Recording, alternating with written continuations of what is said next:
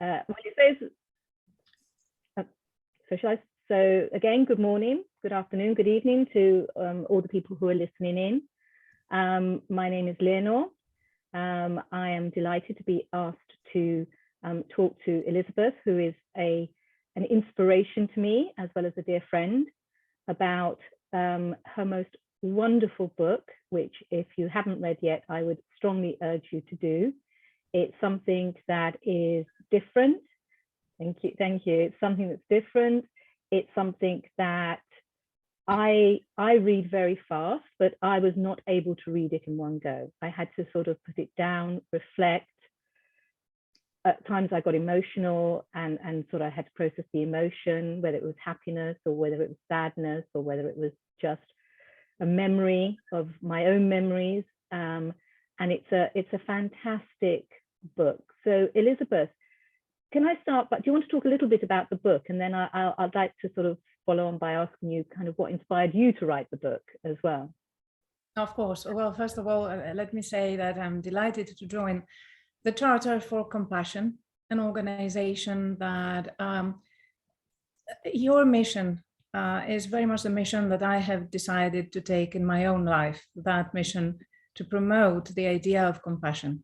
And thank you, Leonor, for making that introduction, because it is thanks to you that today we're having my book, From Women to the World, featured as part of the global reads of the organization. And that is a tremendous honor. Now, about the book, well, it's a long answer, to be honest, because it is very much about my journey over the last 20 years, which meant that I have been crossing paths with amazing, inspirational women. Mm-hmm. And so meeting them and having the opportunity to talk to them about not only their professional side and their careers and their achievements and successes, but also about the stories that made them, in the sense of, the human being and the woman who is now, very successful and, seemingly very confident, but somehow, inevitably, she had her own setbacks and her own defeats and her own challenges in life, as with all of us, as for all of us. And so it was these stories that, thanks to my work under the umbrella of Global Thinkers Forum, a nonprofit organization which I founded at the University of Oxford 12 years ago, with the mission to promote values-driven leadership.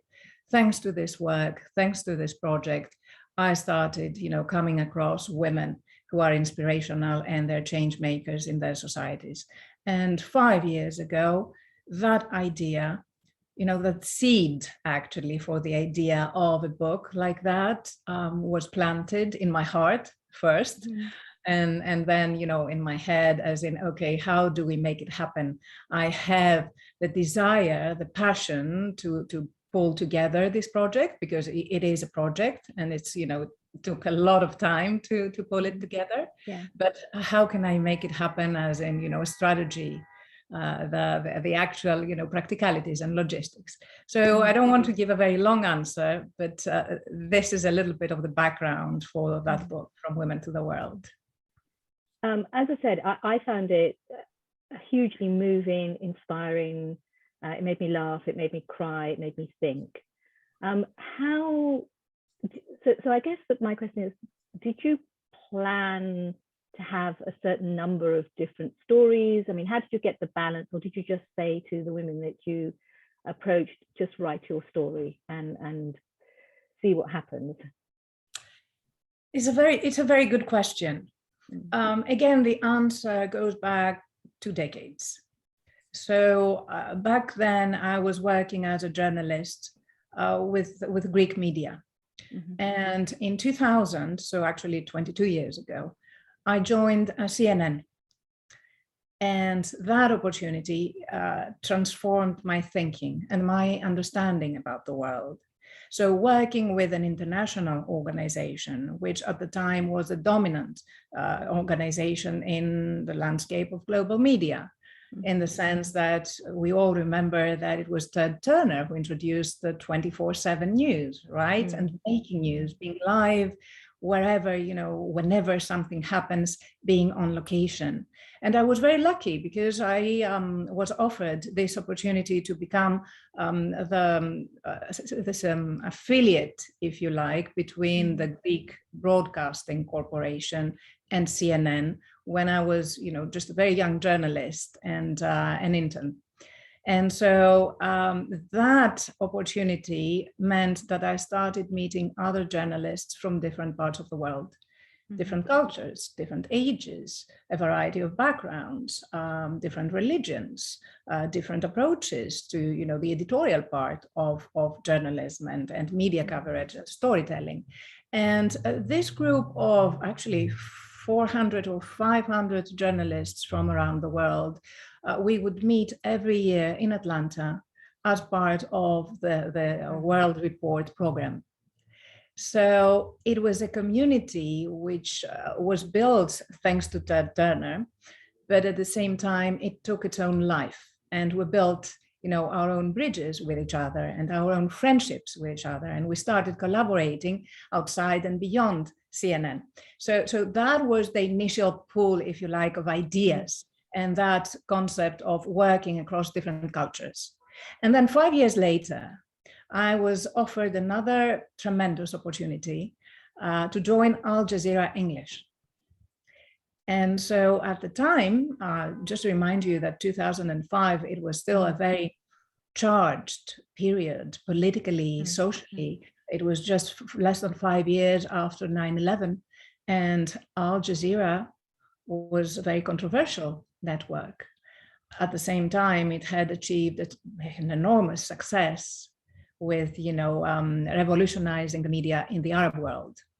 And so in 2005, they were launching what they called the rival of CNN and Western media as the voice for the Muslim world internationally. And they approached me and they said, are you interested to, would you be ready to give up your career in Greece and with CNN and join us? So I did not think twice, to be honest. Because in general, I think I have this desire in me, that inner urge to explore the world and to take on challenges, because I feel that this is how we learn and this is how we can progress in life and open up our minds more. And so I said, yes, I will. We can discuss, of course. And they said, okay, you would have to move to Qatar in the Arab Gulf, and it's a very different lifestyle. Would you be prepared to adapt or, to familiarize yourself with a different culture? And me being me and always being very, open and welcoming of different cultures, I said yes. And I gave up my career in Greece and I signed up with Al Jazeera English, which meant that I had to live in a society which was entirely different to the Greek society where I had grown up in every sense, politically, democracy.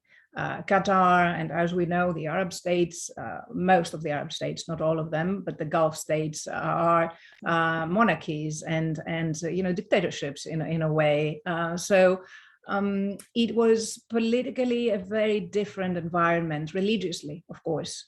I was born and raised in a country which Christianity, Greek Orthodox is the main religion, but very liberal society and very welcoming towards other cultures. So I had to make, that move, which of course was tremendous for me as an individual. And it's there and then when I was, coming across stereotypes that I felt were being replicated by media.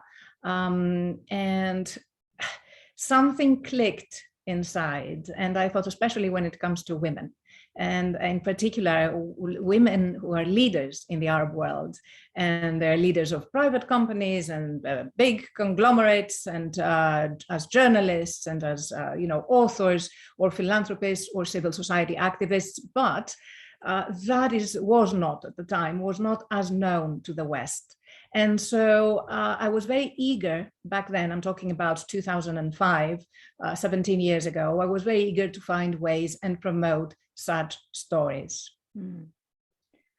And you've done it. Answer, I guess, but that's the story. No, I mean, I think you did it wonderfully well, and I think thank you, because that's, I think, has given everyone listening a real insight into who you are and the breadth of your experience in all cultures, which is so important. And I wanted to kind of leading on from that, because I'm building on both your life experience, but also the amazing work that you do with Global Thinkers Forum around leadership and around thought leadership. It struck me that in the book, a lot of the women wrote stories that showed them at their most vulnerable. And I was actually thinking about this morning, about vulnerability, and how often women leaders in particular are somehow not encouraged or afraid to show their vulnerability. And I wanted to sort of ask you, what are your thoughts about sort of showing vulnerability as a woman leader? And do men also show their vulnerability in your experience? It's a tough one because it's complicated. Yeah. Listen, it goes back to what I mentioned before, that, I was meeting the majority of the women who have been included in my book under their professional capacity. And so we would, cross paths because we were participating, in a panel, or we were having an interview together, or I was interviewing them or inviting them to my events. And of course, you get all these compliments about your career and your successes and how you made it and you are a role model and all that, which is fantastic. But I wanted to go deeper, and I wanted to ask them to share with us the parts of themselves which are vulnerable, but at the same time, they have become their strengths. Because it is very much about addressing life, first of all, with courage. Secondly, with a sense of humor. Yeah. And thirdly, and I think that's perhaps the most important part, with that sense of mission. And that sense of mission has to be collaborative. It has to be, we join hands. It's not about, me being here and someone else being there or there. It's about joining hands and walking together. Because, at the end of the day, what we learned, especially over the last 2 years, over that pandemic, is that regardless of, how wealthy or successful or protected someone is, none of that is in place. They're just, all very fragile illusions. Because when we are attacked by an enemy, an unpredictable enemy, an unforeseen, war, something that we never expected would happen in our lifetime, and yet it is there, and it actually overturns everything around us and even within us. So inevitably, we have to find that courage, and we have to find some lightness in everything to be able to survive things. And so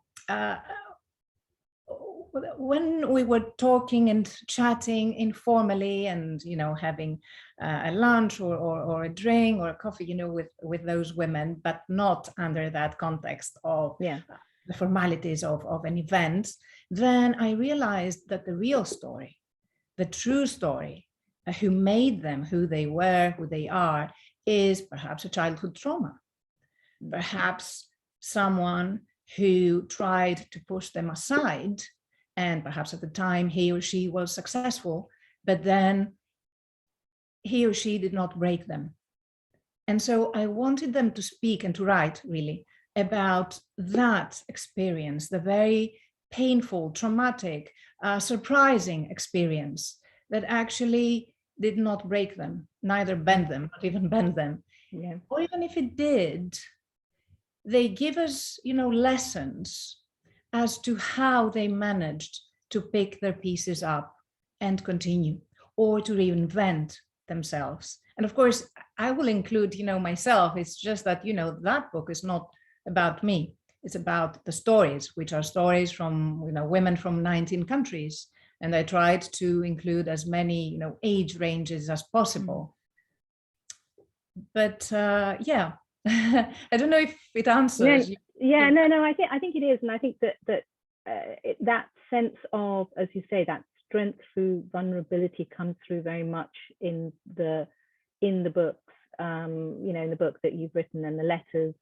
And I think the other thing that also comes across, and which I think is again very sort of appropriate for this forum, is the compassion that the women feel for the people they're writing, to, and how important that sort of sense of compassion is, and how much we need it now in the world. And I know the work that you've done with Athena 14, mentoring young women, and sort of looking at these sort of skills that we want to encourage women to bring to the fore, because we practice them in daily life, but they should be in the political arena, in the business arena.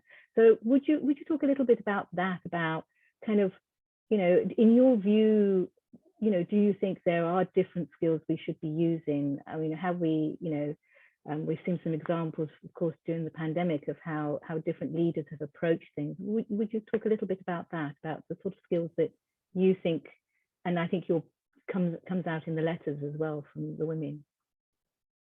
Well, compassion, I actually think that the Charter for Compassion is perhaps one of the most important organizations currently in our world, because this is a world that is becoming all the more not only unpredictable and uncertain, but dangerous as well. And what we witness around us is anger, fear, and the unknown. And as human beings, the only way to be able to handle that, because no matter how resilient and no matter how psychologically and mentally strong we may be, we're still humans. And so we're still getting really impacted by all that uncertainty and the dangers around us. And so I think that the only way to be able to find the strength and to build resilience and to somehow pull ourselves out of this situation, which is an emotionally frustrating and challenging situation, is by connecting to each other and by trying to understand each other. And so compassion for me connects to a word that the ancient Greeks used to have, the word nous, which in English is pronounced nous, yeah. And it has a slightly different meaning than the original meaning. So of the Greek and ancient Greek philosophers. And I will explain myself. Nous is the connection between the mind, the reason, the logos, and the heart. Yeah. And so that is what emotional intelligence is about. And what the ancient Greeks believed is that, yes, it is important to make decisions and to approach life by using our common sense, our logic, our reason, but at the same time, we cannot be fair, we cannot be real human beings if we do not approach our societies and other people with compassion and emotional intelligence. And that comes from the heart. So the combination has to be from these two very important brains that we have inside. So compassion is about that. I mean, we call it in Greece empathy, which is, I mean, it's a Greek word. It's about feeling what the other person feels, getting your shoes in someone else's shoes, and not treating others the way that you would not want to be treated. So kindness is important, understanding is important, accepting the fact that our societies are transforming, they are changing rapidly and daily. And you know what, Leonor, I mean, I'm sure you know, and you know, the audience today is well aware that the war, which is currently happening in Ukraine, is changing our world in so many ways that we have yet to really understand. These changes will be emerging next year and in the years ahead, even if the war stopped, today. I wish it happened, but everything or nothing really is going to be the same anymore. I completely agree. And that we've talked about this, and that we're involved with working with Ukrainian refugee women, and it is going to be it's going to have a huge impact. I was just even from food security, which then has a sort of impact on other countries, not just Europe, and where food comes from and how do we feed people. It's a massive problem. We had a very interesting comment, which I wondered if you could sort of look at. I don't know if you can see it, from Donna Mills, who says that when women move from the core of their essence, feminine essence, rather than emanating male ways of success, the world will shift and change, and the waters we swim in will be compassion rather than domination. What are your thoughts on that? So when women move from the core of their feminine, from their essence, their feminine essence, rather than emanating male ways of success, yes, the world will shift and change, and the waters will swim and will be compassion rather than domination. So what do we mean when we say that, women moving from their feminine essence? How I define our feminine essence is really the values that women stand for.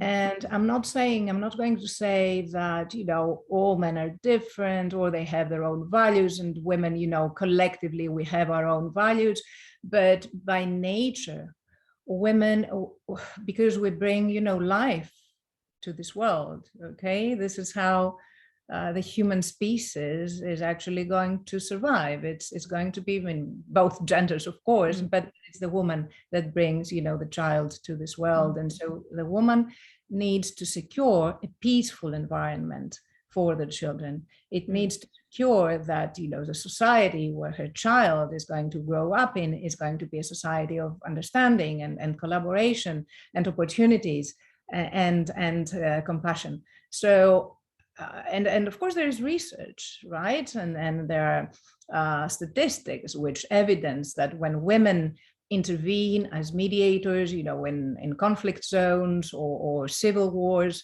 or where violence is happening, it's a significant increase in, peace prevailing. And I think this is not, just numbers. This is very much because women bring to the world that emotional intelligence and that inclination to protect peace.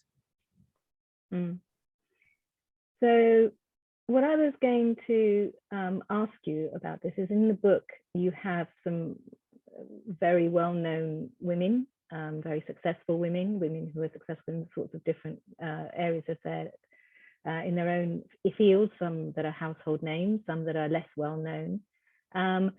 But for me, what came across was the sense of how female power is based, as you say, on those values of compassion, gentleness, emotional intelligence. And I agree, I don't think it's all men are one way and all women are the other way, because we're all human beings and we're all individuals and we all have our own ways of behaving. But would you say, or in your view, what can we do collectively as more senior women to support younger women to feel comfortable about stepping into that female power and owning that? I'll give you an example. I had a conversation with someone much younger than myself recently, and I said, you're a very gentle person. And she said, oh, no, please don't say that. And I thought, well, that's interesting. Why wouldn't you want me to think of you as gentle? And she said, well, because that will make me sound weak. And I thought that was a very interesting comment from a young woman in her 20s, that she should feel that. And that's what got me thinking about, well, what can I do to say that actually it's okay to be that way, that it doesn't stop you from being successful. And you have some very successful women writing in letters in the book. So what are your thoughts on how can we support these women on and break down those misperceptions? Well, I think very interesting, first of all, comment and very interesting approach, you know, towards herself and how she perceives herself, or rather how she perceives what, I don't know, how toughness is probably an asset or a weapon for her to succeed in life or in her career ambitions. And of course it makes sense because she probably the people that she has come across, or the bias that she has encountered already, you know, although a very young woman, have made her think that, okay, I should not be perceived as being soft, gentle, you know, perhaps not enough of a bossy person, right? But I think that what we must communicate, and shall I call it advice? I don't like, you know, that idea of advice. I don't like that idea of, you know, giving lessons to others. I think that what is important is to give the opportunity to others to read stories and other narratives. And this is why, you know, this book, and then allow them, you know, the space and the time to reflect and to pick the lessons that, you know, are appropriate for them themselves. But what I would say is that it is important to explain to, especially to the younger generation, that it is not, or it should not be about toughness. It is about resilience. We should not give up our gentleness, or the soft part, or the part that, you know, is more emotional. We should not try as women and emulate male models, you know, of leadership or even success. This is not about, you know, copying someone else's, you know, modus operandi. This is very much about bringing our own personalities and understanding that no matter what we do or we select to do, first of all, life is going to, you know, pull us towards different directions. Very often we will have to make choices and decisions which are going to be tough. And we should not lose our authenticity, neither our connection to that, you know, emotional being inside, you know, from within. It doesn't make you weaker. It actually makes you seem stronger in the eyes of others. It's a matter of demonstrating resilience. So stay with your goal, persevere, be determined, and show that determination, or allow it to show, without being aggressive. Make it, you know, with in a way that is diplomatic, it's kind, it's understanding. It allows others to shape it, perhaps, or even, you know, to move you if you need, from, you know, your position a little bit to the right, a little bit to the left, a little bit to the back. But this is all necessary, because no one wins, you know, a war overnight. Life is full of battles, and smaller battles. So we need this diplomacy, and we need that resilience, and that nature that perseveres through adversity. No, I completely agree with you. I think that I did not respond to something which you asked me before, and this was about younger women and how we can support them. But also you asked me about the mentoring programs, which Global Thinkers Forum launched 8 years ago.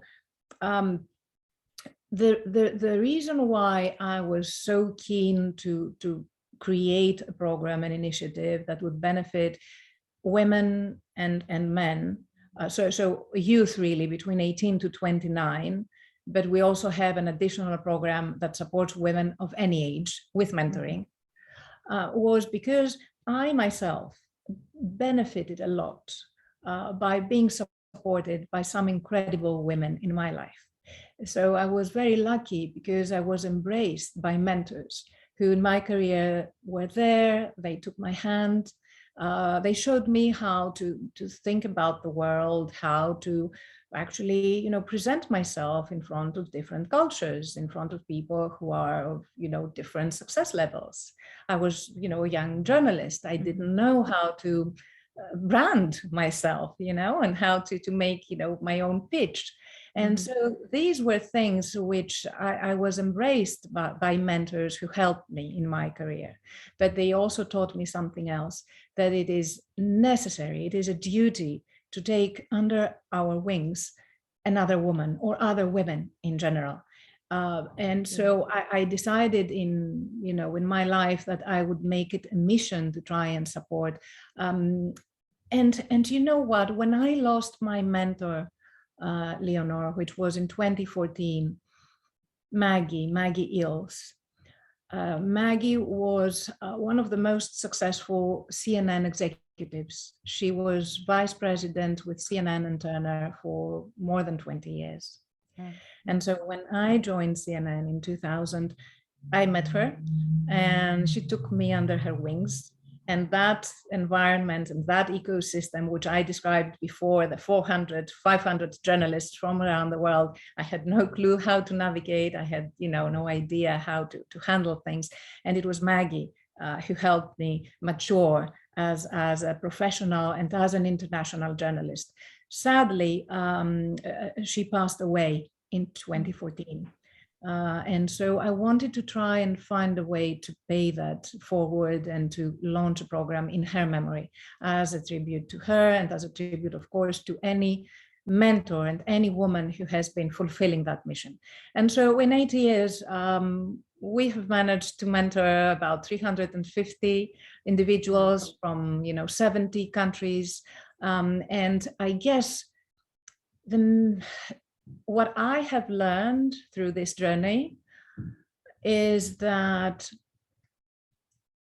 the only way to feel successful in life, truly successful, is by helping others and by having that inner content that you manage to create positive change, even if it is in the life of just one single person. Yes, absolutely. I completely agree. That's very much, very much my ethos as well. So completely agree. You used a word earlier about sort of referring to the letters that the women have written in your book about hope. And I think that's very true. I think this is a very hopeful book. It gives, for me, I took lessons from it of, yes, here are women who, and particularly those women who perhaps are in the public eye, and I sort of read some of the letters and some of their experiences that I didn't know about because it's not been sort of written about before or spoken about before. And it gave me hope, and it made me think that how much we can overcome as human beings if we have that resilience. What gives you hope at the moment? Because as you say, we're living in a very difficult world. What gives you hope, Elizabeth? Well, those stories in the book, they're full of hope. Yeah. You know what? Journalists, inevitably, because we come across all different situations in life, and we come across harsh realities and violence and injustice, we become cynics. And I don't like that word, really. I mean, cynicism, it's feels cold. It feels, as something frozen, as something rigid. But I think that we need to be pragmatic. That is one thing. And at the same time, hope comes from the person who has succeeded in pulling themselves together in the most dangerous, difficult, and crashing circumstances and reinvent themselves and then give to others. So a story, one of the stories that comes to mind from this book, and I'm sure that it will have stayed with you as well, Leonor, is the story of Helen Lunkuze from Uganda. So Helen, and we're talking again about a society which was very different to the one that you and me were brought up in, okay? Rural Uganda. In that part of the world, polygamy is the norm. In that part of the world, if a woman is not sexually harassed and from a young age, she's not considered beautiful. In that part of the world, rape is very common. And so Helen was raped at the age of 11, as she was, like she used to do every evening. She would leave her home, go to the well in the village, which was, I think, about half an hour's walk from her house, and bring water, to her family. And the man who was supposed to be there as a guard to protect her, he was the one who raped her.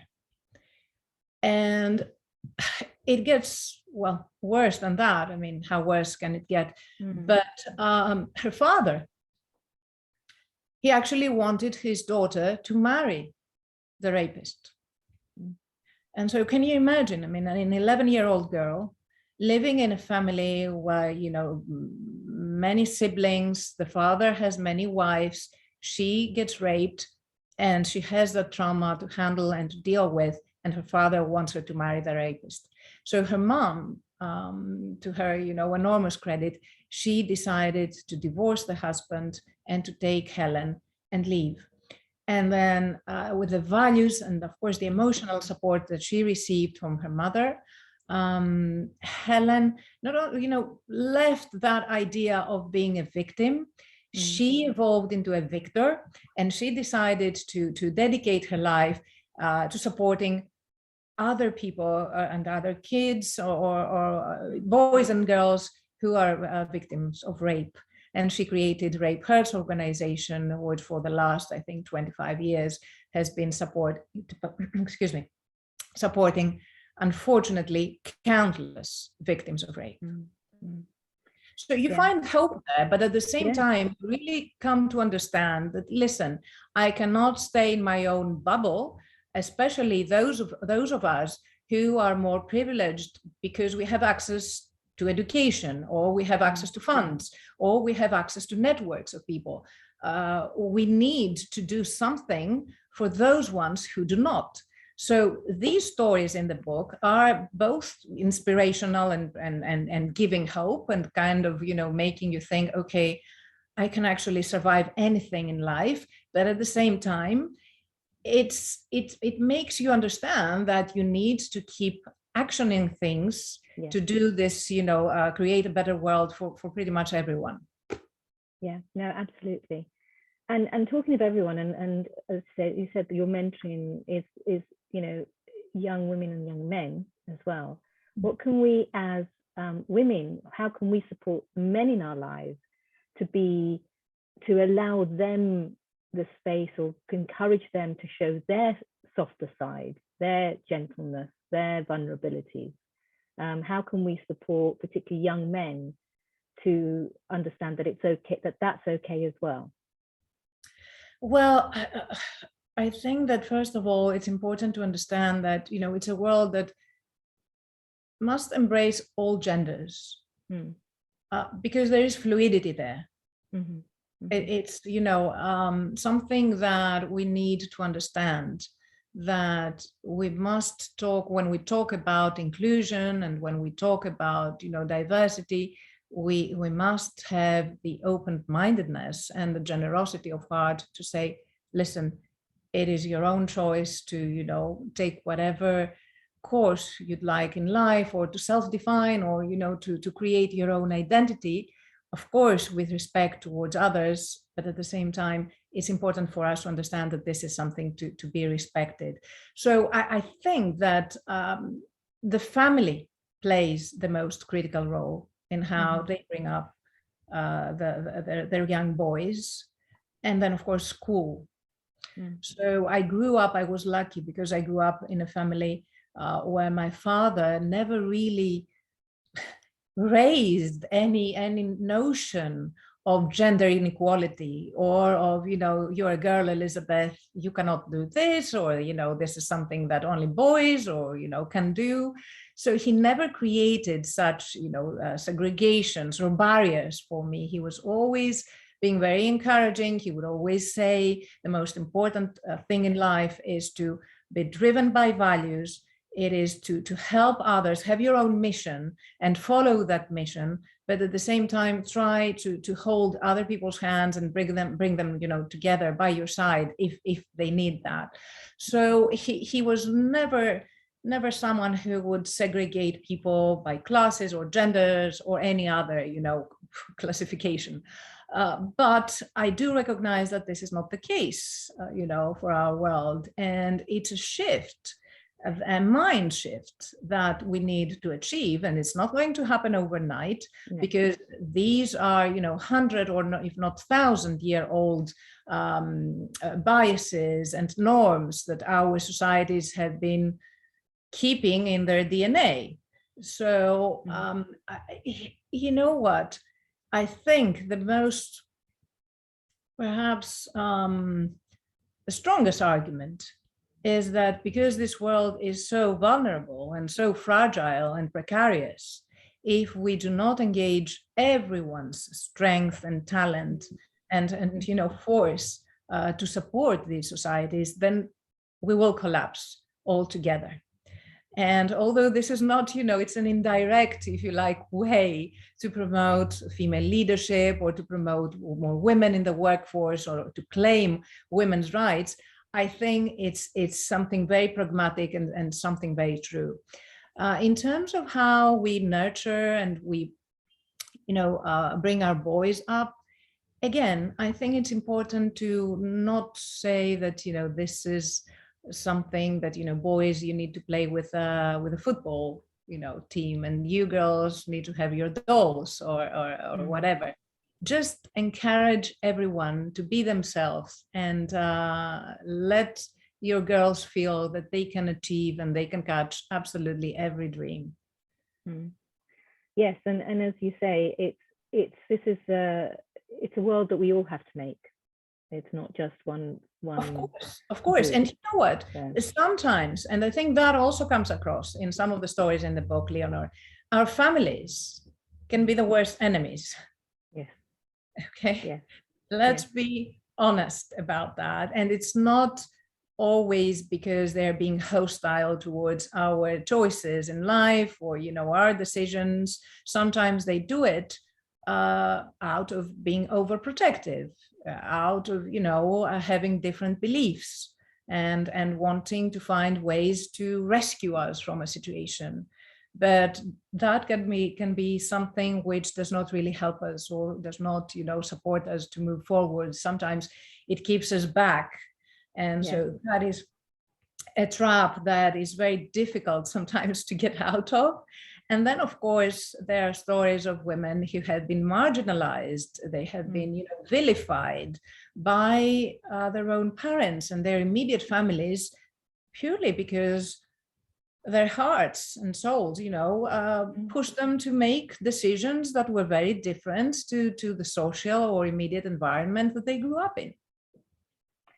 Very much so, and you and I have talked about this in the past, because when I look at kind of my parents' generation, the women in that generation who were very strong, very capable women, didn't have the opportunities of education that I had, and therefore their view of the world and their view of what success was and how a woman should be and what the path a woman should take was obviously developed around the life that they'd had, and I feel that that kind of compassion for as you say, and that understanding that this is not necessarily because they're trying to do anything wrong. It's just that the set of circumstances in which they've lived their lives has sort of molded their way of thinking, which may not be the way of thinking of the next generation. Indeed, and I think that's really important that we do that. Yes, and also perhaps, our parents, for example, they may be risk averse. Yeah. And so they're trying to protect us from potential dangers and choices which we may regret later in life. Of course, here comes the question, do you want to, make your own mistakes? Do you want to try yourself? And, you know that you may succeed, but you may not succeed. And then, of course, it's a matter of understanding that, which is an idea that I very much endorse, that there is no such thing as failure. Exactly. This is a social perception that we need to go against.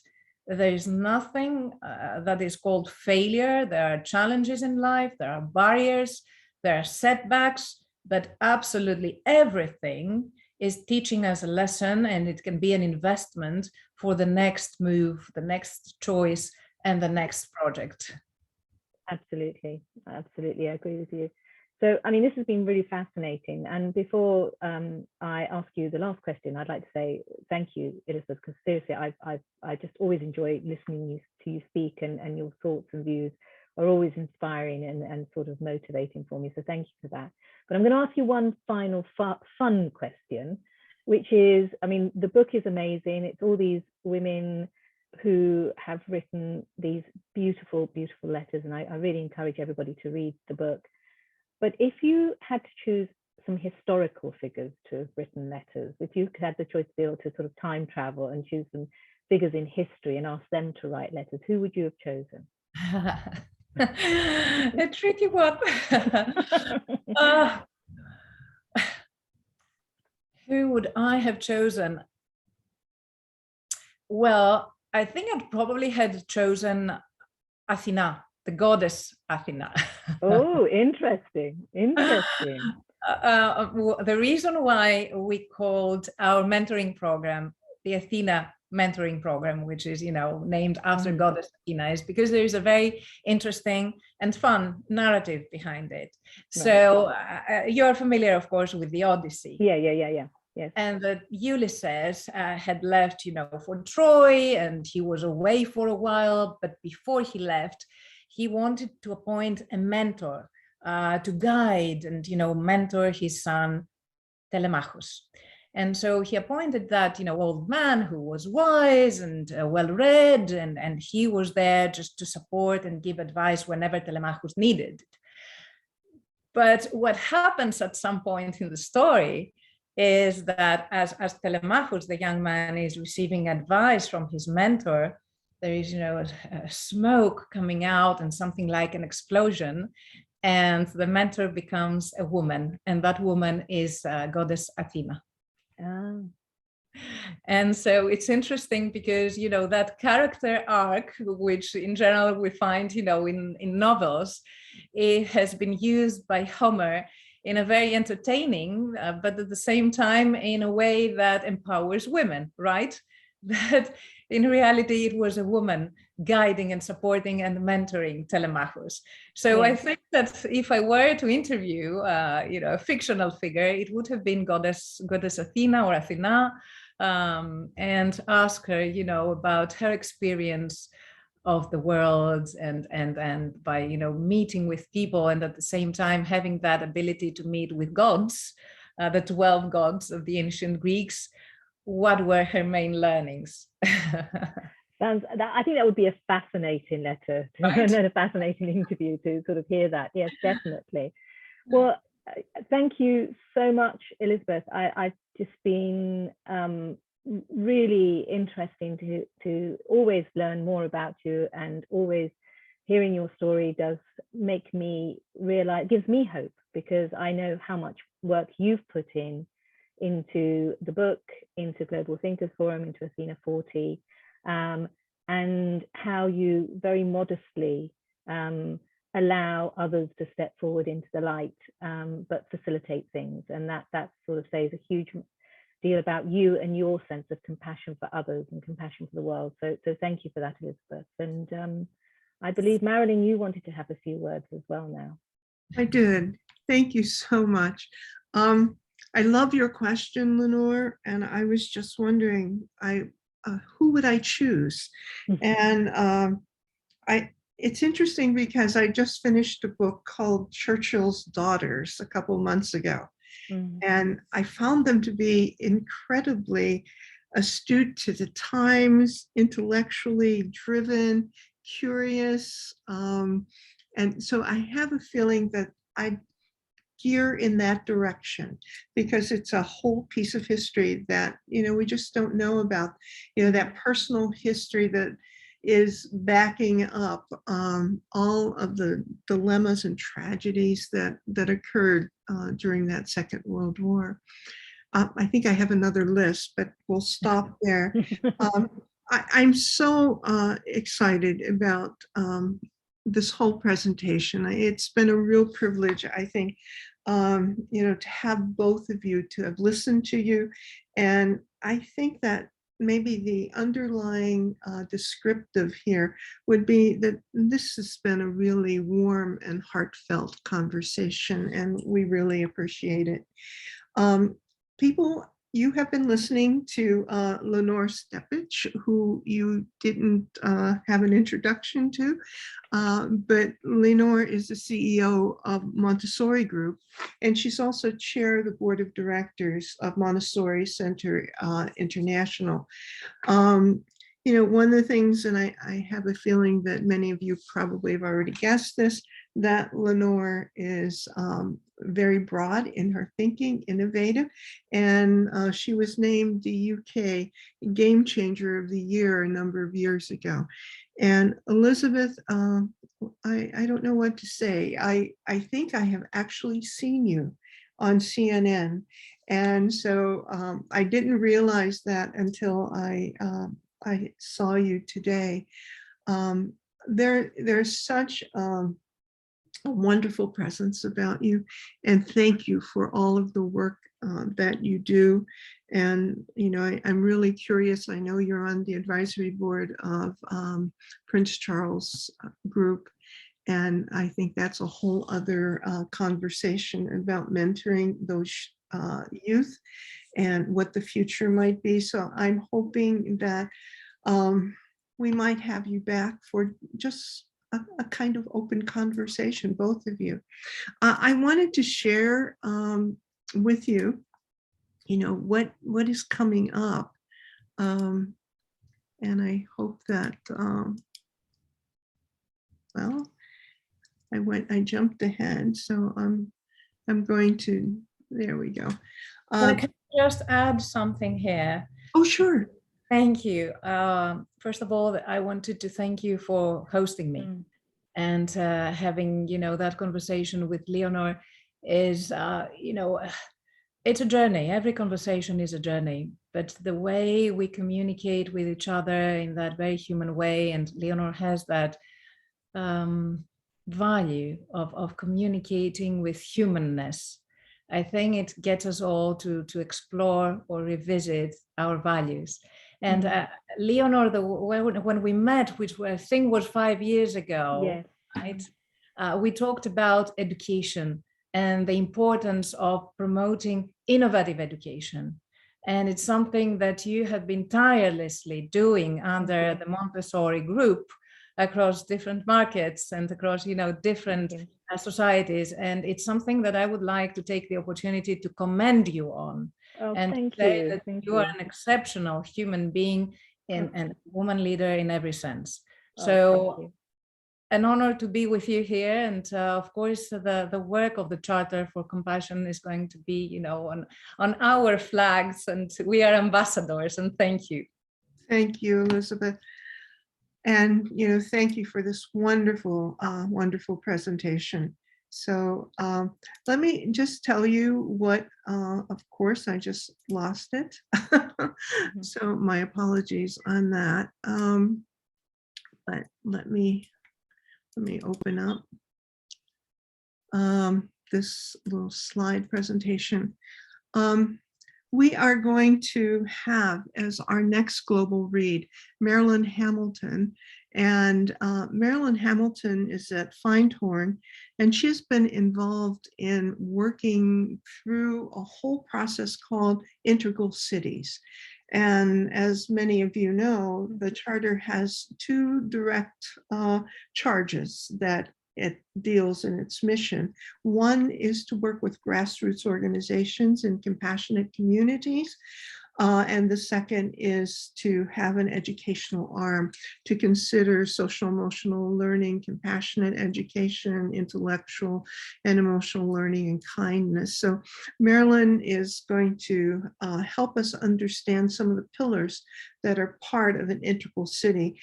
The facilitator is going to be Sue Cooper, and people who are from the UK know Sue because of all of her work in mindfulness. She's in Nottingham and has been involved the last couple of years in an adventure that will result next year in an emergence of Nottingham in being a mindful city. One of the other things that we do on a regular basis is a film series. Each month we have a film that's selected and an opportunity for viewers to go and see the film.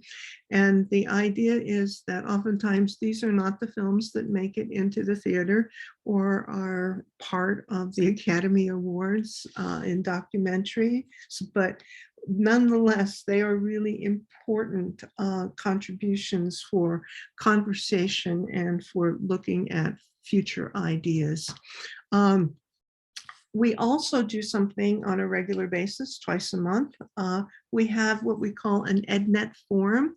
And in fact, Lenore's group from the Montessori group were present this past offering, and we were really excited to have them. But on June 2nd, we have Femke van der Stier from the Netherlands on a project that's been around for 15 years called the Respect Project.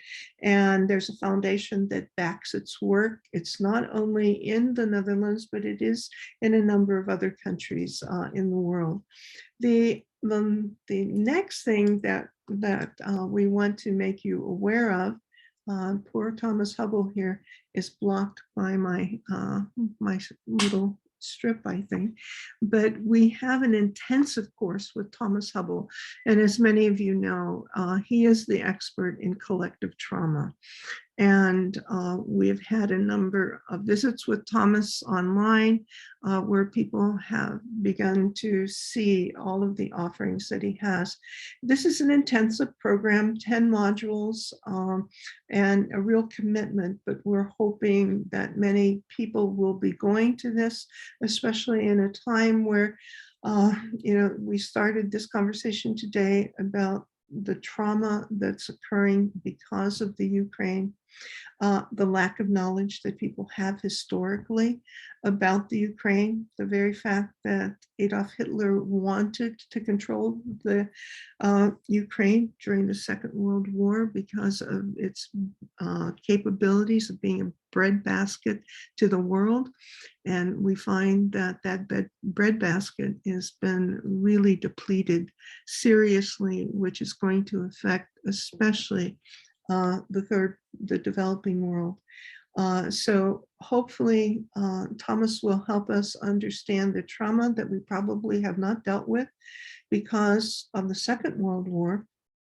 And here we are in another intense war that's happening on the European continent, but also all of the trauma that's been associated with global dilemmas that we've faced. So thank you so much again to Elizabeth and Lenore. We are so grateful, and we will have the recording of this available to everyone and put it up and share it with, we hope, thousands of more people. And if you had a chance, and we'll make certain if you didn't, that you receive it in a follow-up email, that the publishers of the book have generously given us some code so that the book can be obtained throughout the world using a code. So we'll make certain that code is included in the email. Again, thank you, everyone. And we'll see you next time. Looking forward. Thank you. Goodbye.